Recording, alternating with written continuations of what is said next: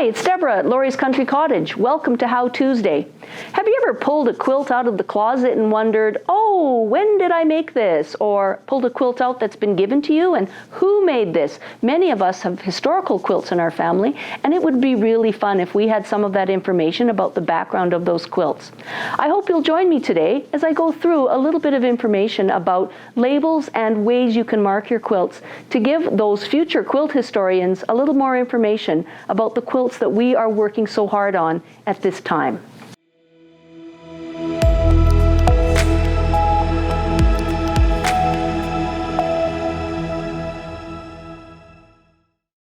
So before we get started with the actual technicalities of doing this, I do have to admit that I'm one of the worst people for not labeling my quilts. So every once in a while, I try to make an effort to make a bunch of labels that can go on to quilts that are in my future. To begin with, an easy way to get started that's not too painful and doesn't take a lot of work is to simply purchase a pre-made quilt label. We have them in the store, and you can find them for various seasonals. I've got some Christmas ones. I've got some just all-purpose summertime ones. These ones in the store have a sewing theme, so they're quick and easy. You buy the yardage, you cut it out, you turn the edges under about 1/4 of an inch, and you attach that to where you want to put that label on the quilt. Most people end up labeling the backs of their quilts, but there's nothing that says it can't be anywhere on that quilt that you want to have it.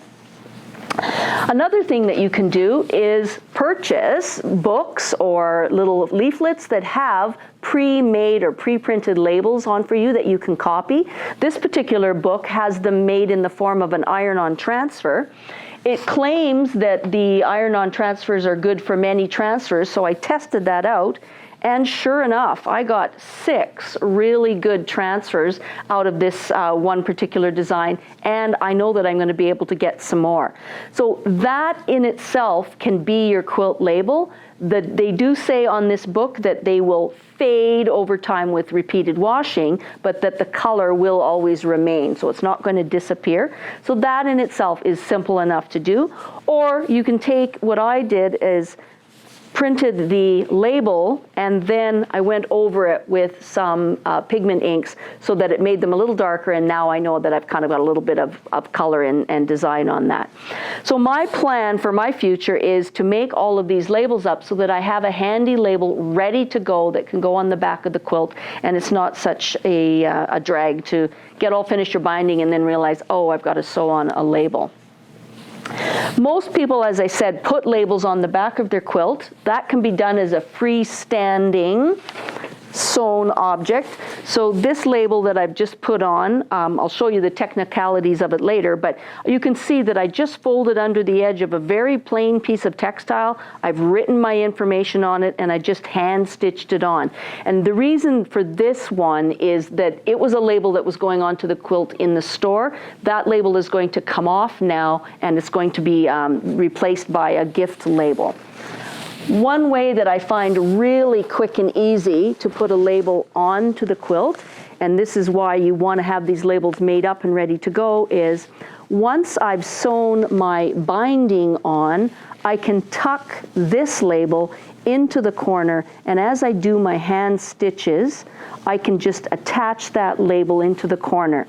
My label is basically going to start off as a square, and I've just folded it in half to get that nice 90-degree corner, and away it goes. And of course, I could have pinned that on and literally machine stitched it on while I was doing that stitching as well. So there's lots of ways you can do it. You could do hand embroidery around the edges of the quilt label. Anything that to any lengths that you want to go, you can make that as artistic or as plain as you see fit.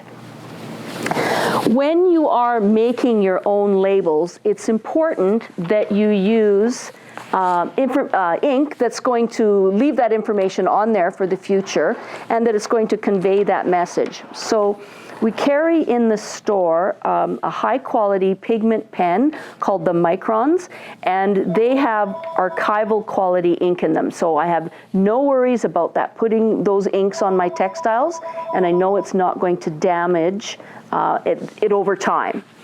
You can also go to craft stores and you can buy felt pens and these are sort of a sharp point felt pen. You can buy those. They are also formulated, this particular brand called Jacquard Tea Juice Fine Liner is formulated to go on textiles without damaging the textile over time. If you're desperate, there's nothing wrong with using a permanent felt pen, but I have the caveat that you don't want to put these inks directly on the textile that is part of your quilt. So for sure, if they end up damaging the textile and they damage just the layer of your label, well, that's fine. Over 100 years, it's going to be okay. But I don't want any damage done to with any of these, say, metallic salts or anything that are in these inks. I don't want to actually put that touching my quilt. But you're pretty safe doing it on a separate piece of cotton.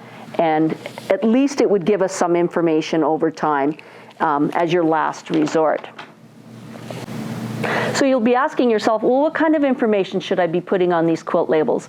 Any information you want to put on them about the maker and the owner, the design, etc., is all acceptable information. But I kind of divide it into three general areas.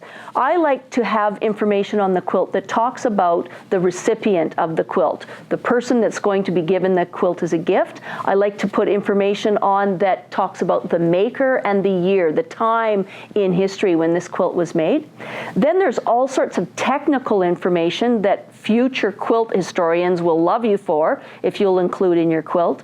And then a third thing, sort of an artist statement. Maybe there's a special story behind this quilt that you want to talk about. That's a good thing to put on that quilt label or in the quilt label, as I'll show you in a second. So to begin with, let's take a look at Barb's label that she machine embroidered on this quilt. Beautiful label that matches the colorway of her quilt. She embroidered the name that she gave to her quilt, and then she gave the pattern design idea. So she said that this is called Flowers Galore. And then she said it was a one-block wonder quilt. So that's really helpful to people who are trying to figure out the design that she used. She then gave the ownership information and the maker information that it was pieced and quilted by Barb. That's a great label. It's beautiful. And notice how it's been attached to the quilt. She machine embroidered this on plain black cotton so that her design really stuck out. She then used her machine blanket stitch to attach it to her backing before she actually did the long arm quilting. And I can see that because she's got the long arm quilting lines in here, and that's great. And that label is never going to fall off that quilt. So that's an excellent example of information that's going to be useful in the history of this quilt, and that it's going to be useful for her or for her grandchildren maybe, who are going to be the recipients of this quilt one day. Next, I have a label that you can see is very, very unattractive, but its purpose was to provide the technical information. When I did this quilt, I did it up as a display for the store. So I wanted some information that would be useful for my coworkers should a customer ask a question, and useful for me when I'm putting the final label on this quilt. So I dated it as having been made in August 2018. I also indicated that the maker was me, all right, but I put down the technical information about the design. So I said that this particular quilt was desired by Lori Franz for a company called Bean Counter Quilts. So that would give us information about finding that pattern again if we ever needed it. And she used the fabric line. So I also included the technical information about what fabric line was used on it as well. So I gave a final size that it's 55 by 72 and the fabric line, and then I even credited the designer of the fabric line. Every once in a while in the store, a customer will come and say, do you have any fabrics by this particular designer? And that's helpful information for working in the store. And then I just indicated that it was made for display at Lori's Country Cottage. So other technical information that you could give besides what's on there, and I'll just go through the whole list, you could indicate a pattern name, you could give a designer credit, you could say the difference between the person who actually actually pieced the top of the quilt and the person who did the long arming or the hand quilting. You could give the fabric fiber content. That would be particularly useful in the future. We have so many of those Victorian crazy quilts that have been made using silks and or cottons. It would be interesting to know how those fabrics last over time, and you can see the difference in the way the fabrics behave. You could talk about the fabric line that was used, the thread type, the bat type, any book that you got that out of. Did you take a pattern out of a book? Who was the author of the book?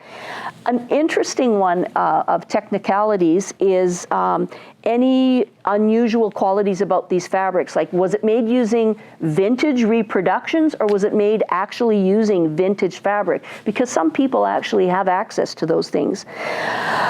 You might want to include information about when you started the quilt and when it was finished. If you're doing something that's going to take a long time, like English paper piecing, it might be helpful to the person to know you started it in 2020, but you finally finished it in 2024. Finished size, what did you do for binding? Is there anything that's unique about the binding? Any special tools or techniques used? All of this might be useful information in the future for a quilt historian. The third thing, besides the ownership information and the technical information, might be interesting to put in an artist statement on your quilt. In this particular quilt, I am going to include that as part of my quilt label, because this entire quilt top was made traveling across Canada.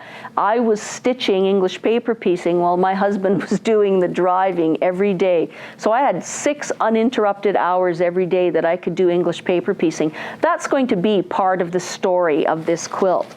So in this particular label, I am going to not only put the recipient information and the fact that I made it in the year, but probably inside this triangle or this square-shaped piece, I'm going to put a separate piece of textile that's going to have the story of this quilt written on it. I'm going to talk about the designer who designed these blocks, a little bit of the history of how this block called the Brimfield Star came back into being, and because there's some really interesting history about that.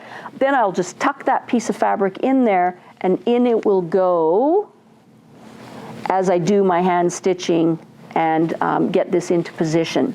And then Lisa from the store also told me another interesting thing that she had heard, and that was sometimes in a gift quilt, you can tuck in a few pieces of the original textile that was made, that was used to make the quilt, and that can be used for either future study or future mending should this quilt have a really long life and actually need some mending in the future. So I thought that was a really clever addition to what you can do to make a quilt label really truly be a working part of your quilt.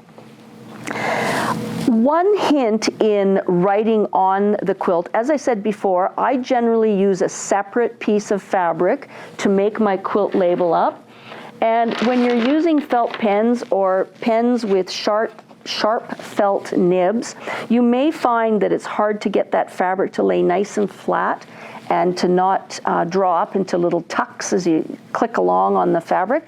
So what I do is I just take a piece of really fine sandpaper and I lay it behind my fabric so that when I go to make the marks with my micron pens or whatever, I find that it's less difficult to make those lines smoothly. The fabric doesn't click along and move ahead of me. It just stays in position and it provides a good background for getting that color on. So just a little technical hint there. So I hope you'll try to label at least some of your quilts. I hope you'll do a better job than I do, that's for sure. But I think it will be interesting in the future to see what kinds of fabrics people were using, who were the designers of fabrics in the 2020s, and who all were making quilts and who was receiving these quilts. I think it's a fun thing to add to your quilt to just give it that final touch of absolutely a unique artist's touch. Thanks for joining me. I hope you'll try this out. We'll see you again.